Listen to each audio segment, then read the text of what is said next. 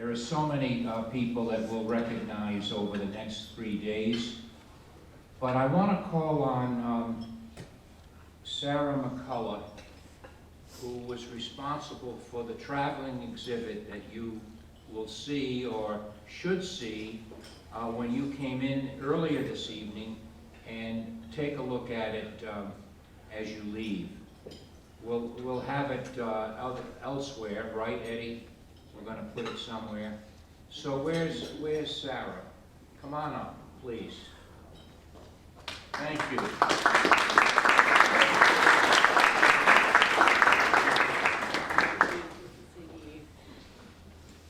You may have already seen the exhibit. It is a series of panels which depicts the life of Ulysses Grant through narrative and through images. We designed this exhibit as a bicentennial project. We're fortunate to have received funding from Mississippi Humanities Council, and we're fortunate to have the skills of our good graphic designer, Diana Janis, who is busy taking photographs now. But we developed this as a traveling exhibit. It will be here at the library for several weeks. In late April, it will go to Point Pleasant for birthday commemorations. From there to Georgetown, to St. Louis, to Galena, and other grant sites before returning to the library at the end of this year. And our guest from out of state may not know that Mississippi State University calls itself the People's University. We place great value on public outreach. So after this bicentennial year, we want this exhibit to be available to educational and cultural institutions throughout the country. So as you return home to Rhode Island, New York, New Jersey, wherever you call home, please keep that in mind, and we would love to work with you on bringing the exhibit to your area. Thank you.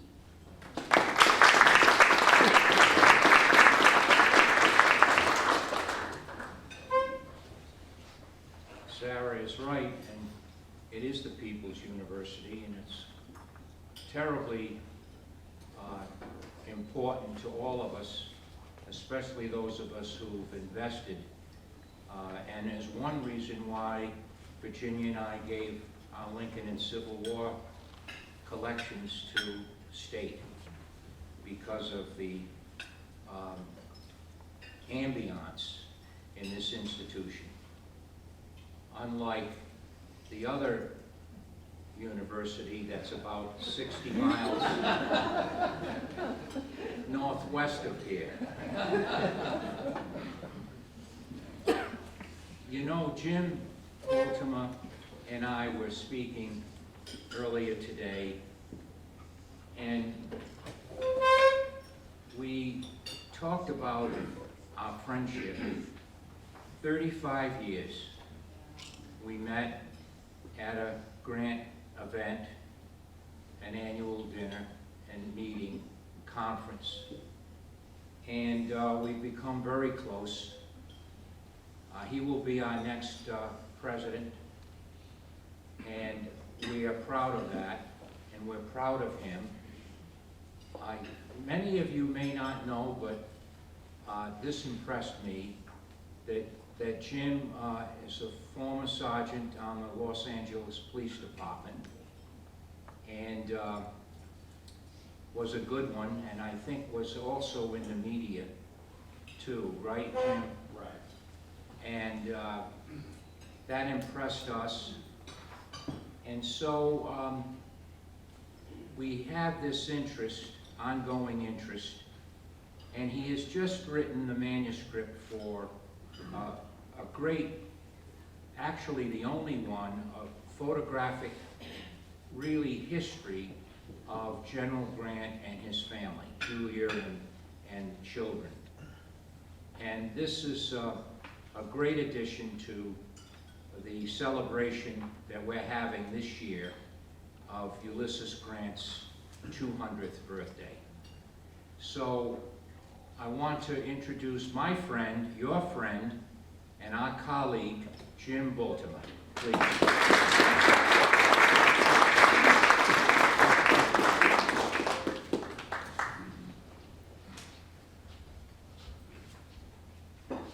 Thank you, Frank. That was very nice. 35 years seems like it was yesterday. We haven't changed, have we? No. When we did the math, that really surprised me, too. Well, like I was saying at my table, which kind of surprised a few, I'm probably the only speaker you're going to hear this weekend that's not going to talk about Grant. Go figure. But I am going to talk about something near and dear to my heart, and that's the Ulysses S. Grant Association, which obviously all got started. Well, I'm not going to go there yet. I just want to warn you that's what we're going to talk about, and very passionate about this organization. I think that what John Y. Simon did, along with the board and the people around him, starting in 1962, is amazing. 32 volumes of everything that Grant ever wrote. I mean, that is such an accomplishment, and the fact that the Grant Association was behind that is something we should all be very proud of. And what I'm going to talk about, it doesn't stop there. There's things going on all the time, and I will address that a little bit. I just want to say my own welcome. It's been a while, about, what, 2 or 3 years. We were at West Point last time, and then we missed one. Then we had a virtual, which is just not the same as having us all in the same place with our speakers and learning about Grant. So a special welcome. As your new president-elect, I wanted to share my vision for the future. The Grant Association is doing just fine, but to me it's like when you buy a new home. You go into that home and you're thinking about buying it, what do? Gosh, I'm going to take that wall out, I'm going to paint that, I'm going to put some shelves here, and you get all expired about your new home. Well, the Grant Association is not new, but it's new to me as the president, so I have a lot of ideas for a little touch-up here and there just because I have all these ideas, and hopefully some of them will work out. But before we get going, I have a little Grant story, if you don't mind, I'd like to tell you. As you're sitting back and relaxing with some of you still enjoying your desserts, you have 2 choices, or perhaps you notice someone else showing an interest in your leftovers. You might like to know how General Grant handled this in March of 1864. He was staying in Washington, D.C., anybody that knows Grant knows those dates and knows where I'm going, with his youngest son, Jesse. He's 6 years old.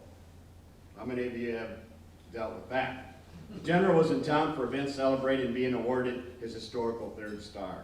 In a letter to his wife, Julia, what do you think he talked about? Oh, this is history. I'm so proud. I'm a 3-star general. Not Grant. He wrote a heartfelt letter to his wife, Julia, about his son's appetite. And I quote, Julia, there's one thing I learned in Washington just on leaving that wants attending to. You know, breakfast lasts from early in the morning until about noon, and dinner from that time until night. Jess runs about the house loose and seeing the guest at meals, thinks each time is a new meal and that he must necessarily eat again. In this way, he eats 5 or 6 times each day and dips largely into desserts. If not looked after, it will make him sick.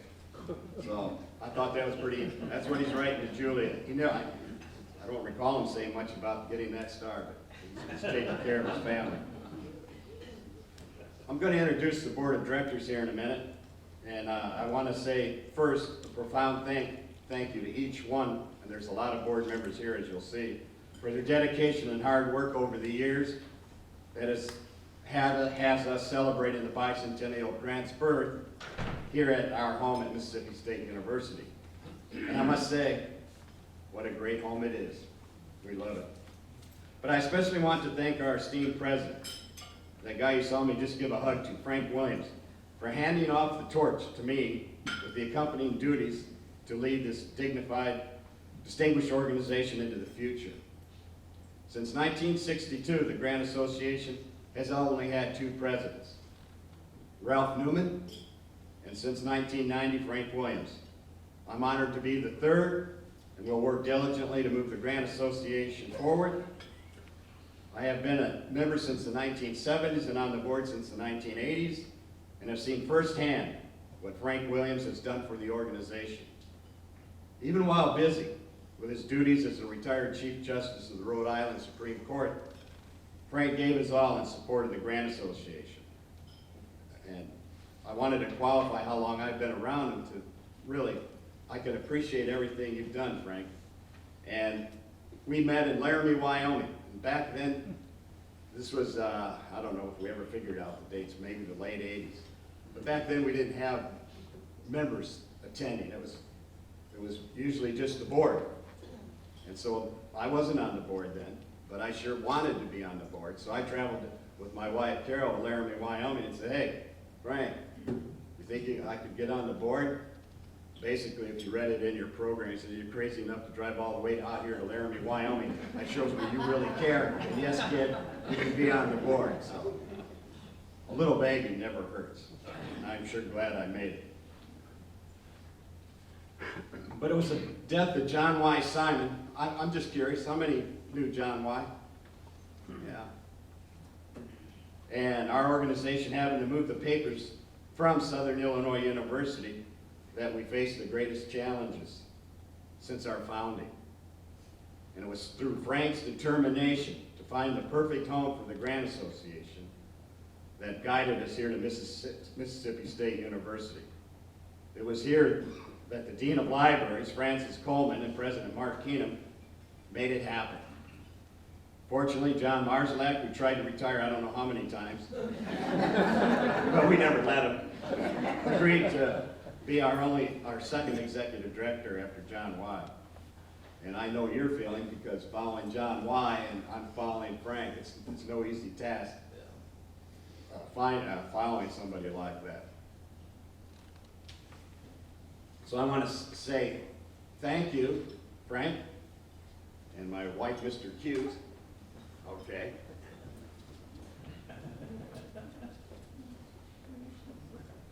Frank, if you would, please. You think you're going to just be able to sit there and not and get involved with this? No. All right. Yes, I know you look, yes, but here.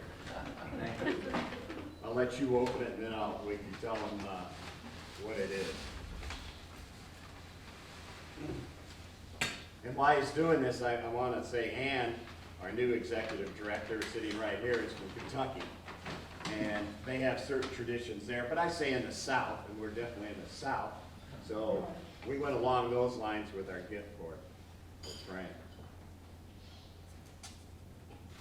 I didn't say it would be easy to open it.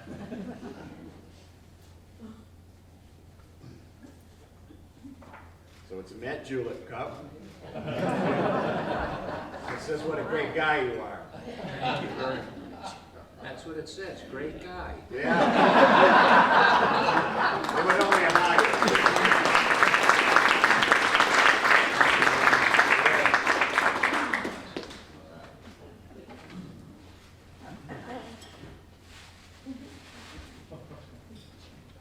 Thank you, Ed.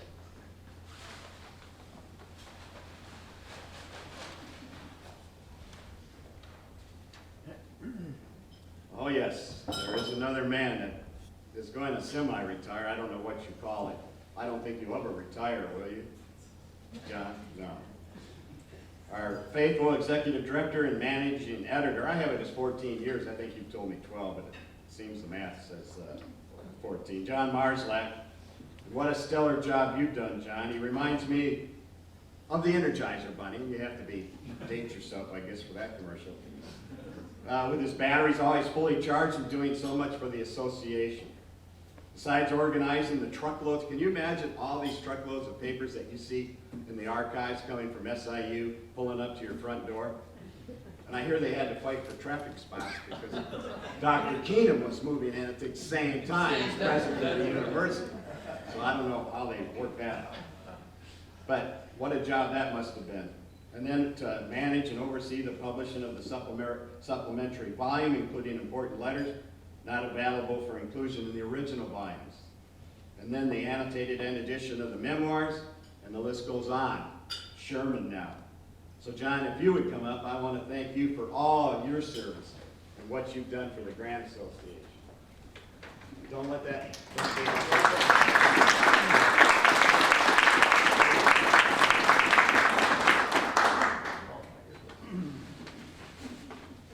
Surprises, don't you love it? There's something there.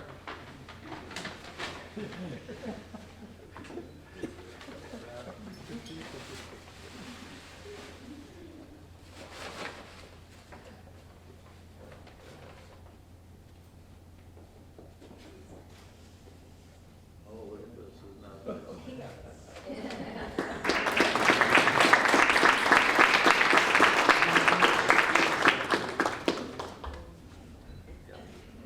You can see why we got so much stuff done. The love really flows here.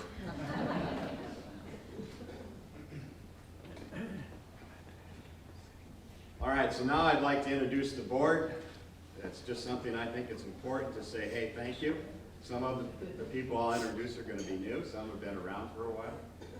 And first I would like to introduce our new executive director, Ann Marshall. And you would please stand when I introduce you so you can be acknowledged. She's a professor of history here at MSU and an author. I look forward to working with Ann. We've had a couple good meetings already that were very fruitful. We really have some good ideas. So I'm excited, Ann. It'll be a lot of fun. All right, Michelle Kroll.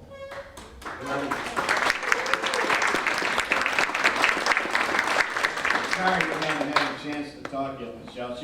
She's been on the board, but now takes my place as vice president. Michelle Hales from the Library of Congress and the Manuscripts Division. Still there?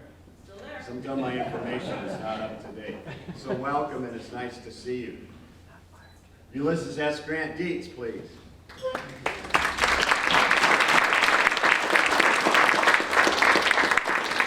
Vice President for Acquisitions, a descendant of Grant, and another knowledgeable board member. In fact, he was collecting donations just before the event. That's if you were in the museum business, that's what you do. And he was the chief curator at the Newark Museum, and he's been an active board member, and we love you. Thank you. John Sampson.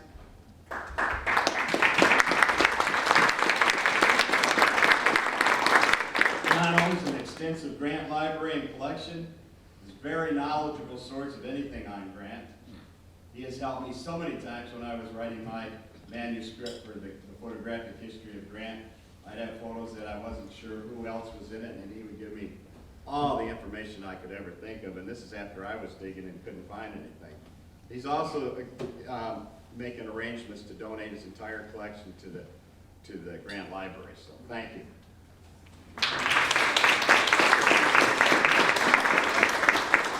Frank Scatero. Hello, Frank.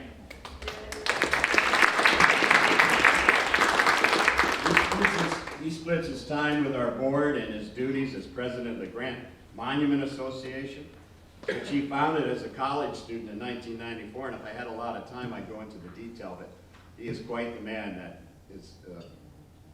How old were you when you started this? You were, well, to me, you were a youngster. I don't know. What? 21. Anyways, we could write a book about the things he's done. And speaking of that, I was going around the Grant Research Library, and who do I see in there bending over, just working his... Yeah, that's what he likes to do. All right, so those that are joining the board, and I haven't met some of these people, I'm sorry, but I will. If Liz Pankow would stand, please. Okay, she's busy working. She's the new dean of the libraries at Mississippi State University, and I look forward to meeting her. Stephen Canetto, you're here.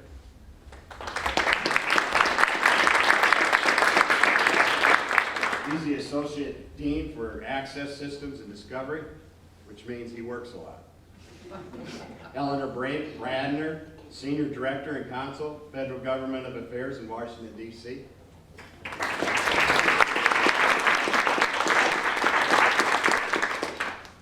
General Grant's here in one way, you might say that, but Dr. E.C. Kurt Fields, please.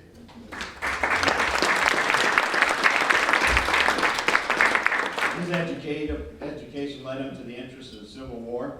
A retired educator, Kurt is a living history demonstrator. If you've ever seen him as Ulysses S. Grant, you know what a fine job he does.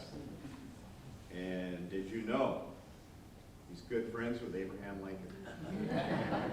My wife said that wouldn't work, she'd be right. So a special welcome to our board members.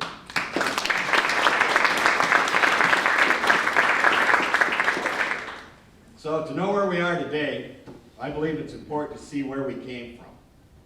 On this, it's our 60th anniversary of our founding. I wanted to share a brief history of the Grant Association. And I've been a member for years, and I don't think I've ever, unless you really read about it, you just don't know about it. And I really was curious, especially coming in as the new president, you want to know who came before you. It's like genealogy.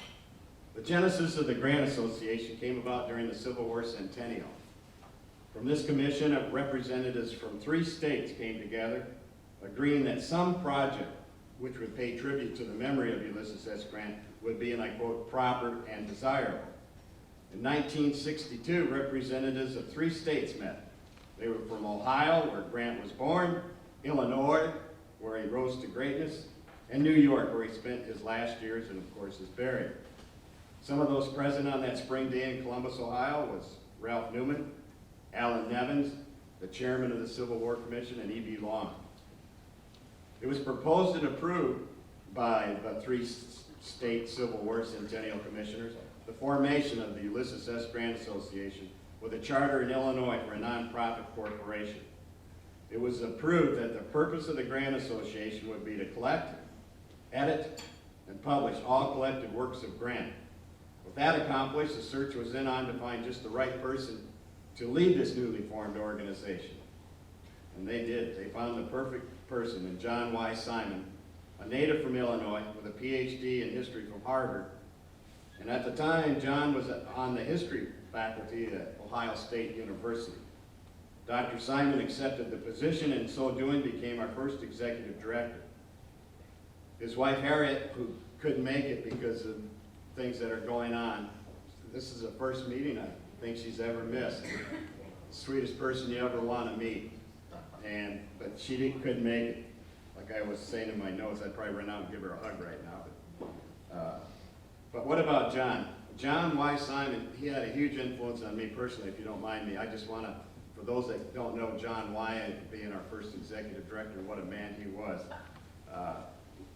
When I joined, I was quite young, and he took me under his arm, and I was going to college, and he would help me with my papers, and he would give me some insight on Grant, and just anything that I wanted. He was always there for me. A very busy man, but he would always take time out. And Carol and I would travel every summer, and we'd try to stop by their home and say hi to them and spend some time with Harriet and John, and just a fabulous person, and we really miss him.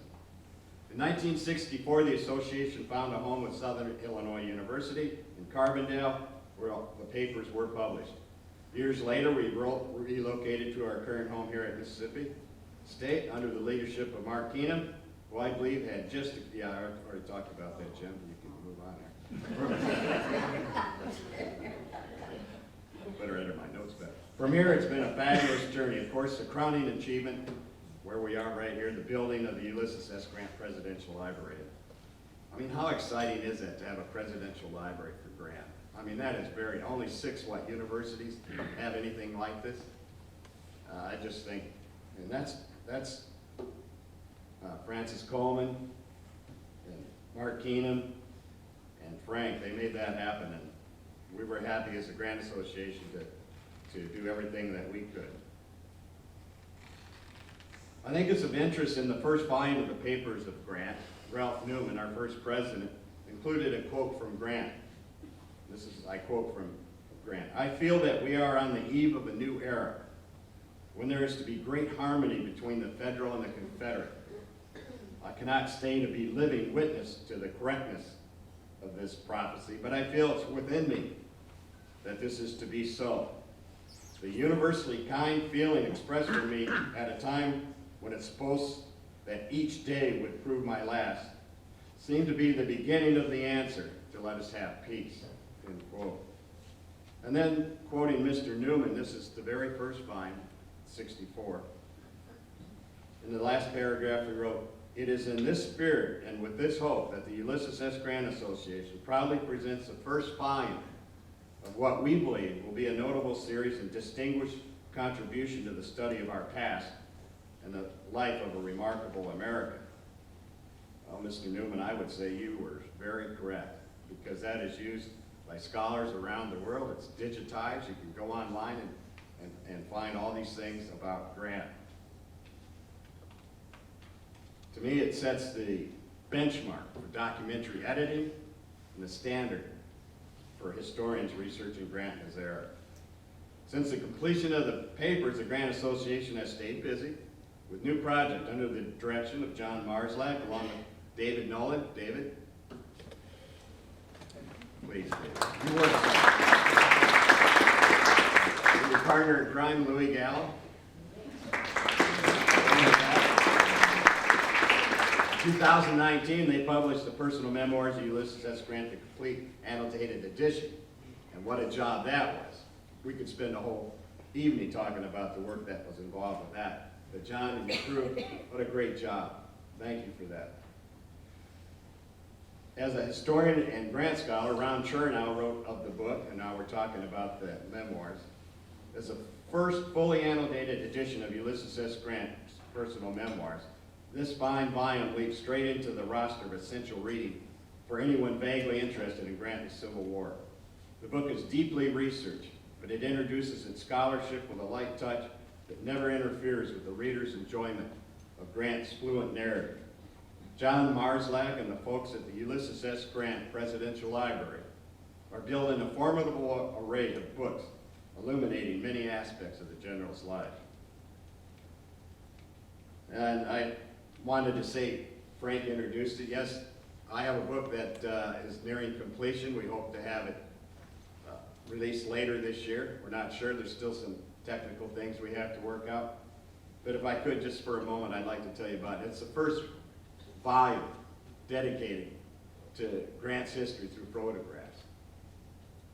But what I did, instead of just having Grant stand, and by the way, he posed for 306 photographs, making him the most photographed American of the 19th century. 306 photographs. Frederick Douglass has 160, and if you Google Frederick Douglass after we're done with this meeting, not during, you'll see that history identifies him as the most photographed. So when this book comes out, it'll set the record straight. 306 photographs.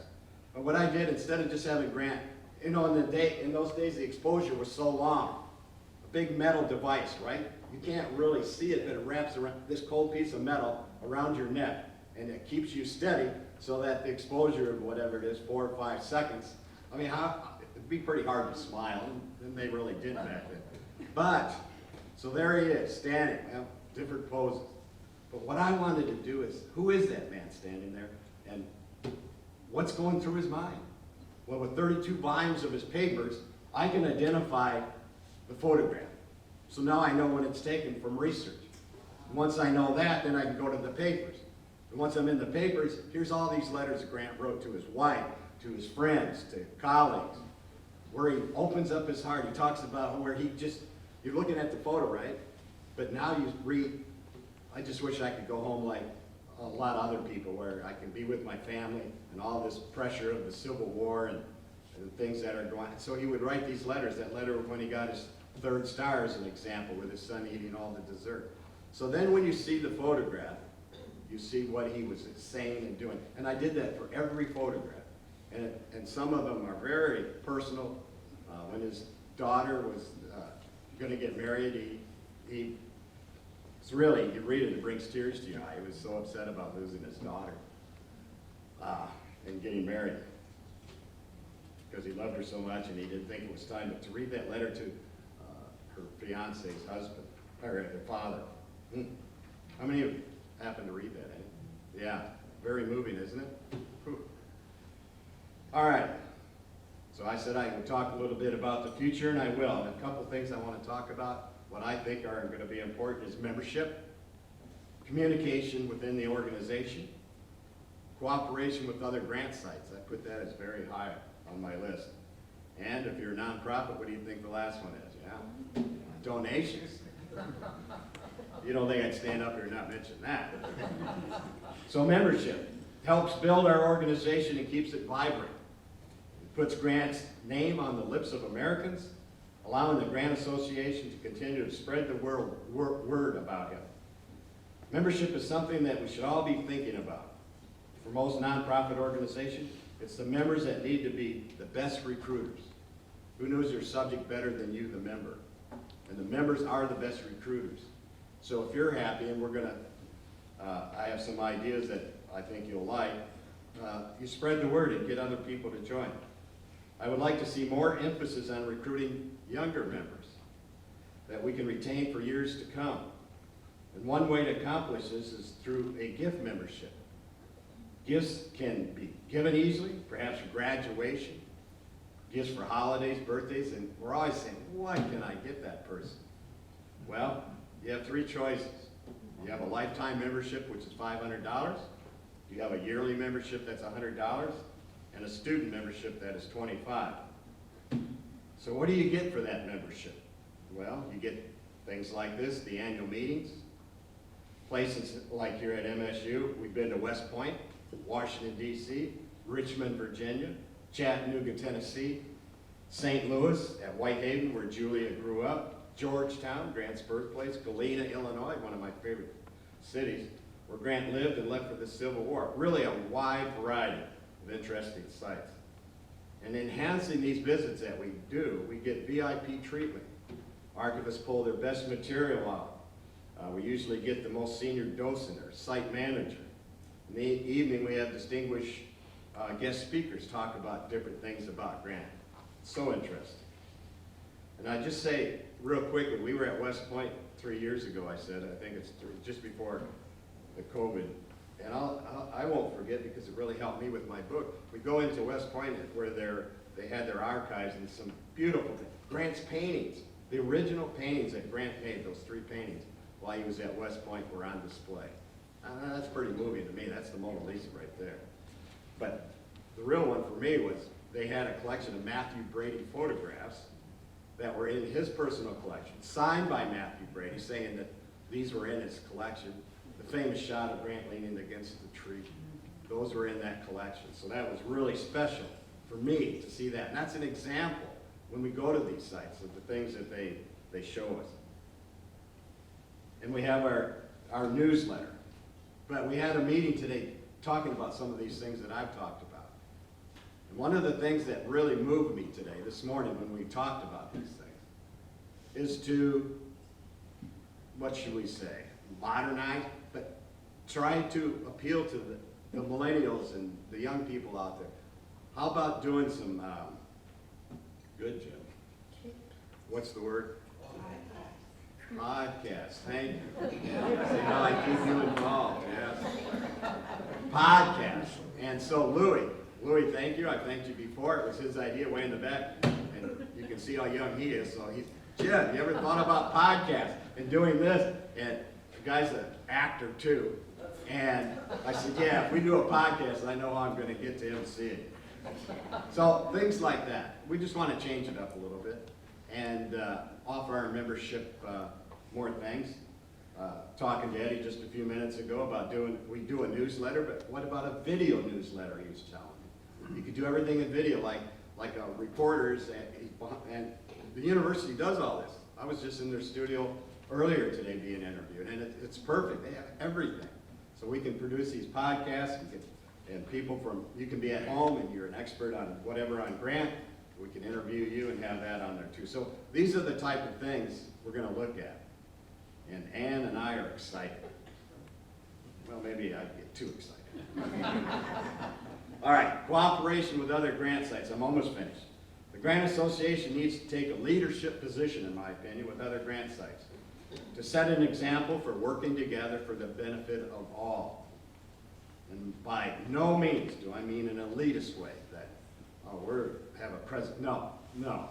I just want to be friends with these people. I want to make sure that we are a paid member, that we receive their newsletter, We receive information that they're doing, and we'll share the information that we're doing. We can highlight them in a newsletter, talk about their site, and what they hope to achieve. Maybe they have some problems in certain areas that we can help. I just want this to be one big family, no politics, no nothing. Let's just get the job done and work together. So that's going to be one of my.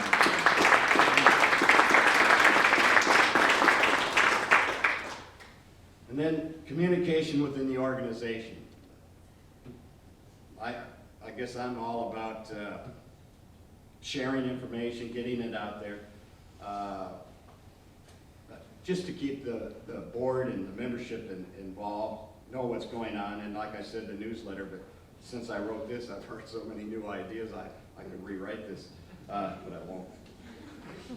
I want to keep our board of directors informed for all the same reasons and keep them actively involved. My goal is to have a board meeting at least twice a year, once here, and then in 6 months, have a virtual. It's so simple, right?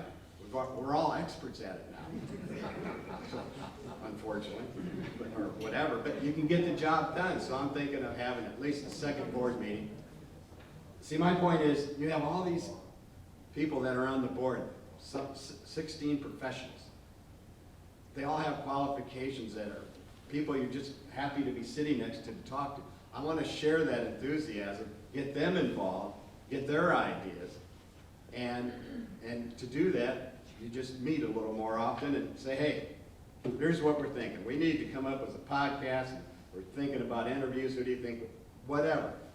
So that's one of my goals is to do that. And then lastly, I'll just go fast on this one, donations.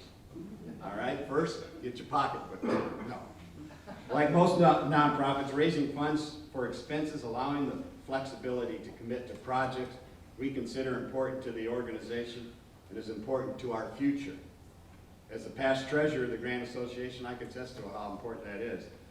And just this morning, I mean, we spent a lot of time on this subject. It's important. It's a nonprofit. You want to be able to do outreach. You want to be able to do things with the community. And you need a few dollars to do that. So we're going to come up with some ideas, and we have, to accomplish that.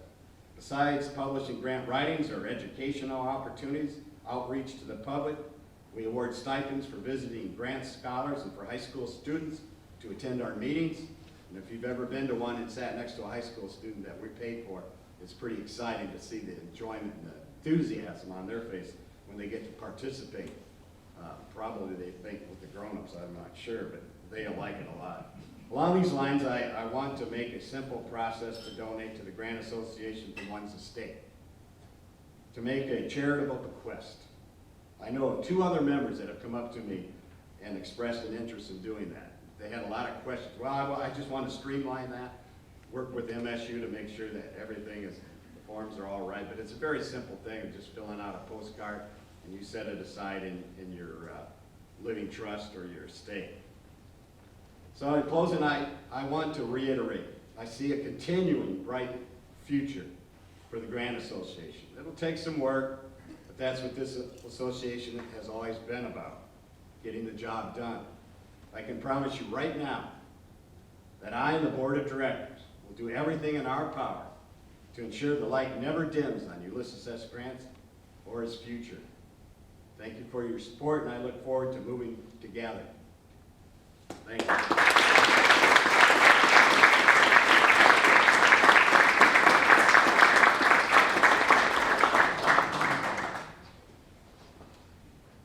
Well, that was very enlightening, but you haven't been elected yet. I say president-elect, it was in my notes.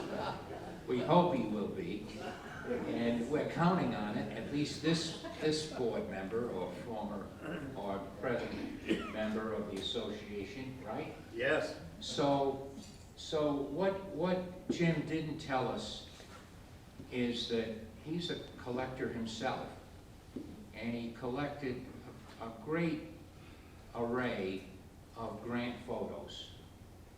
And they're in here now. They're in part of the resources and the archives of called the Bultema Williams Collection, right?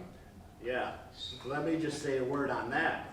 May I? Yeah, sure. I decided to sell my collection of Grant photographs.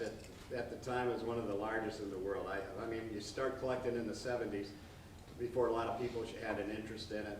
And so I had this huge collection, and my interests were going other directions, so I decided to sell the collection. And who buys it?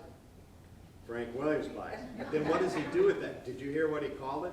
The Bultema Williams Photographic Collection. He buys it and puts my name first. That tells you what kind of guy he is. Thank you. So that concludes. Is there any more business to come before the association? That concludes. Yes, John. I was gonna say, where's Eddie? Right here. Behind you. Okay. Tell us about what we're gonna be doing in the next couple of days. Yeah, Okay. and by the way, what time and where do we assemble tomorrow? Yeah, we owe a great deal to this man. Yes.